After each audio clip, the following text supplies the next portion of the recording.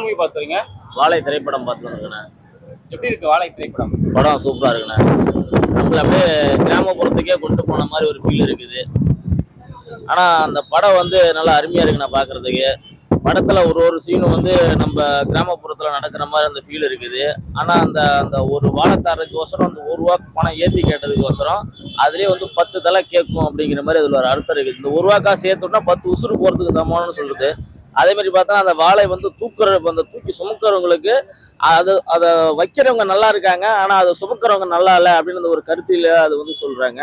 அப்புறம் பார்த்தோன்னா அந்த அவங்க அக்கா வந்து ஒரு சீன்ல வந்து ஒரு இல்லாதப்பட்டவனுக்கு வந்து ஒரு வாழைப்பழம் வந்து பிச்சு கொடுக்கும். ஆனா அந்த தம்பி வந்து ஒரு வாழைப்பழம் வந்து பிச்சதுக்கு அந்த ஒரு தோட்டத்துக்கார அடிப்பான். அது ரொம்ப ரொம்ப வலியா இருக்குது. அதனால வந்து அந்த படத்தை வந்து நம்ம தார் ரோட்ல போகாம ஒரு ஒரு படத்தை போய் உட்கார்ந்தோம்னா நம்ம எதுக்கு தான் போறோம்னே அந்த படம் தெரியாது. ஆனா நம்மளே அந்த அந்த பாதை ஈர்த்து வந்தது அந்த படம். ஒரு படம் பார்க்க போனா அந்த ஃபீல் இருக்காது, அந்த உணர்வு இருக்காது. இப்ப நீ பாட்டு தனியா நீ பாட்டு ஒரு டிராவல் போனா படம் அது பாட்டு தனியா போகும். ஆனா நம்ம தனியா போகும்போது அந்த படத்தோட ஒந்தி கூட்டு போற மாதிரி இருக்குது. ஆனா அந்த அந்த கிராமப்புறத்தை அந்த அந்த மோளம் அந்த செட்டு அந்த அந்த ஃபீல் வந்து இப்ப மாரி செல்வராஜ் படத்துக்கு வந்து நமக்கு பார்க்கறதுக்கு ஒரு இன்ட்ரெஸ்டே வருது. அதான் உண்மை சார். நான் ரொம்ப நன்றி. மியூசிக்லாம் கிராமப்புறத்து மியூசிக் தானே. இன்ன வரைக்கும் எவ்வளவு படம் வந்திருக்கு, எனக்கு அந்த ஒரு ஃபீல் ஒரு உணர்வு கிடையாது. ஆனா இன்னைக்கு இந்த படம் பார்க்கும்போது எனக்கு ஃபீல் உணர்வு இருக்குது. அந்த கிராமப்புறத்துல இதான் கிராமப்புறம், இதுதான் படம். அந்த மாரி செல்வராஜ் படத்துல பார்த்தோன்னா 2 in 1 கதையா இருக்கும். எப்படின்னா கதை ஒண்ணு. இப்ப கர்ணன் ஒரு படம் பார்க்குறோம். கர்ணன் படம் பார்த்தோன்னா ஒரு ஒரு ஸ்கூல் பையன் பேக்கு தூக்கிட்டு இப்படி போவான். அதே மாதிரி பார்த்தோன்னா கழுது ஒன்று பின்னாடி வரும். பார்த்தோம்னா அவன் படிக்கலன்னா கழுத மிக்கணும்னு சொல்ற அந்த கருத்து சொல்றாங்களா, இல்ல நீ படிச்சா இந்த மாதிரி அடிமைத்தனமே இருக்க மாட்டேன்னு சொல்றாங்களா எனக்கு தெரியல. ஆனா அதுல வந்து 2 கருத்து போகுது.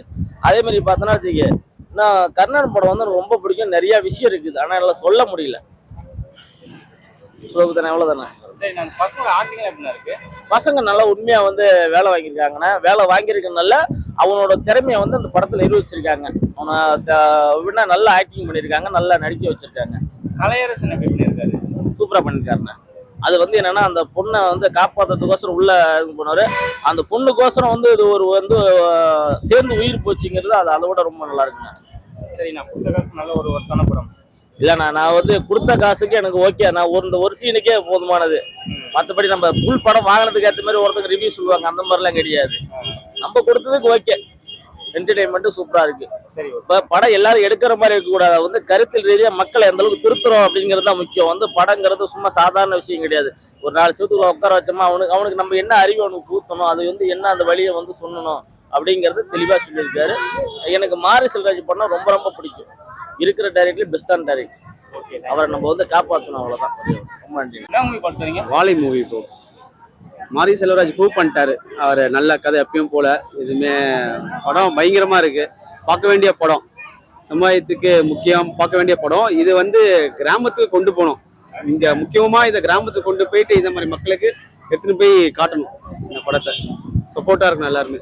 பார்க்க வேண்டிய படம், ரொம்ப நல்ல படம், நல்லா இருக்கு.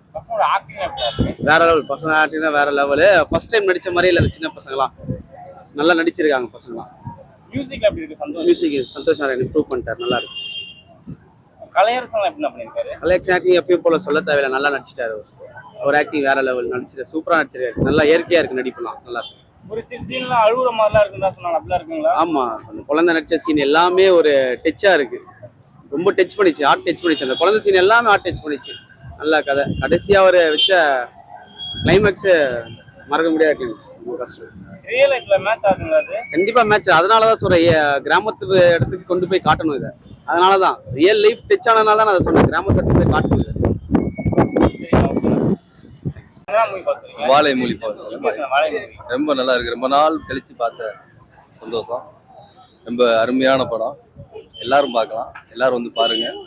ரொம்ப உணர்ச்சி பூர்வமா எடுத்திருக்காரு.